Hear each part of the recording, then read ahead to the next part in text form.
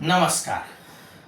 जेव्हा अंगावर पाल पडते तेव्हा आपण काय करावे याचे मार्गदर्शन आज मी आपल्याला करणार आहे. लक्ष्मी आणि अलक्ष्मी अशा दोघी बहिणी आहेत. लक्ष्मी ही नेहमी जेथे स्वच्छता असते तेथे वास करते आणि अलक्ष्मी ही जेथे अस्वच्छता किळस असते तेथे वास करते.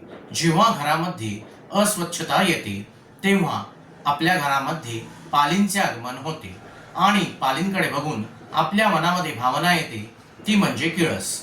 त्यामुळे जर आपल्या अंगावर अचानक पाल पडली तर आपण सर्वप्रथम वस्त्रांसह बाथरूममध्ये जाऊन स्नान करावे. स्नान झाल्यानंतर स्वच्छ धूत वस्त्र अंगामध्ये घालून शिवमंदिरात जावे. शिवमंदिरात जाऊन शिवासमोर नमस्कार करून प्रार्थना करावी आणि घडलेली घटना शिवाला सांगावी. नंतर गाईच्या तुपाचा दिवा शंकरास दाखवावा. नंतर शिवपंचाक्षर मंत्राचा नमः शिवाय या मंत्राचा जप 1100 वेळा करावा किंवा महामृत्युंजय मंत्राचा जप हा 1100 वेळा करावा. असे केल्यास आपल्यावर जी पाल पडली आहे त्याचा सर्व दोष शिवाच्या कृपेमुळे निघून जाईल.